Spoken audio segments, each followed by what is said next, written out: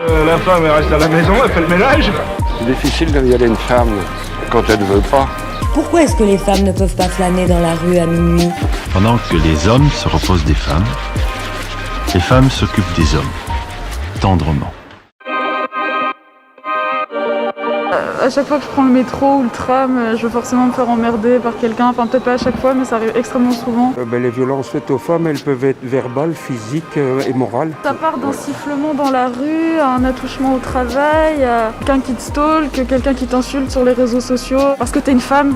Les filles qui courent avec une mini-jupe et qui se font siffler à la rue, ou les mecs qui font des commentaires, qui les insultent de salopes, de putes et de tout le bazar. Ouais. J'avais 16 ans du temps de la mini-jupe, que déjà à cette époque-là, je me suis retrouvée avec la main aux fesses.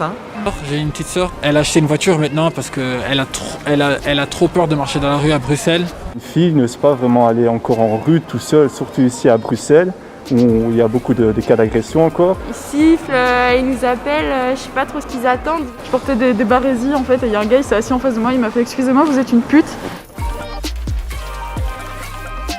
Le harcèlement sexuel, c'est quelque chose de très fréquent malheureusement chez les femmes, puisque plus d'une femme sur deux dit en avoir été victime. Et ensuite, un autre fléau alors qui touche particulièrement les jeunes, c'est le cyberharcèlement. L'âge est un facteur clé, il augmente clairement la vulnérabilité d'une femme face à une agression, puisqu'on considère souvent qu'elle sera moins apte à y faire face.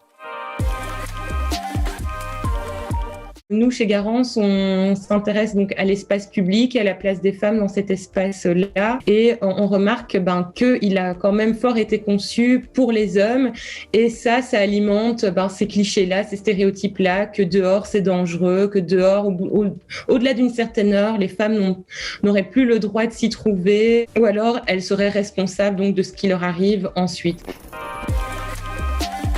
Garance donne des bases un peu sur comment est-ce qu'on agit en tant que témoin, si on est témoin d'une agression subie par une inconnue ou quelqu'un qui est proche pour nous. Si vous êtes témoin à une agression, vous gardez vos distances de sécurité avec l'agresseur, et ça c'est hyper pratique avec le Covid du coup en ce moment, et en fait vous intervenez auprès de lui en lui posant une question qui n'a rien à voir. Donc vous désamorcez un peu la tension en déviant l'attention de l'agresseur de la victime vers vous, quoi.